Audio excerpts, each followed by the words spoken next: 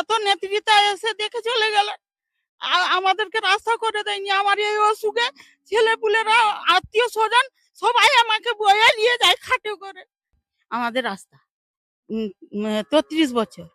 33 বছর। হ্যাঁ, আপনারা এই রাস্তায় যাতায়াত কিভাবে করেন? যারা অসুস্থ ব্যক্তি হয়, যারা শারীরিক লাঠি ধরে ধরে যাচ্ছি, কি করে যাব?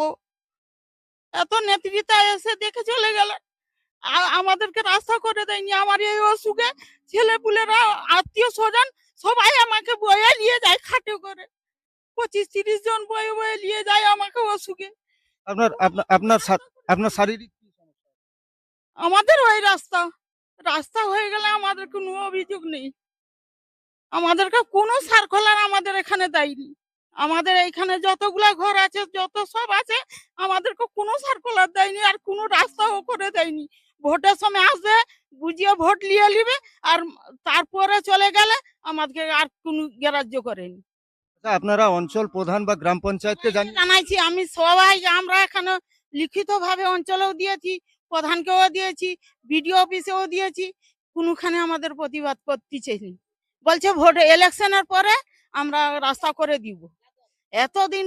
এতদিন বলেও আমাদেরকে যদি এইরকম নির্যাতন দিচ্ছে, আবার যে সার্কুলার এসছে আপনারা কি করবেন করুন, এই অবস্থায় আমরা কি করে থাকবো? আচ্ছা, এখন তো নতুন সরকার এসছে রাজ্যে।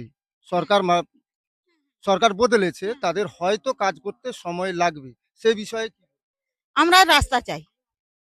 না, তাদেরকে তো সময় দিতে হবে। আমরা একটু তাড়াতাড়ি করতে চাই। এইরকম ছেলেপুলে, এতটুকু ছেলেপুলেরা স্কুল টিউশনি কি করে যাবে? পড়াশোনা কি করে করবে? তো আমরা কি পড়াশোনা বন্ধ করে দিব? কি করে বয়ে নিয়ে যাবে বাচ্চারাকে? আপনারা তো দেখছেন কিরকম কাঁদো, কি করে নিয়ে যাবে বাচ্চা? আপনার নাম? সালমুনেসা বিবি।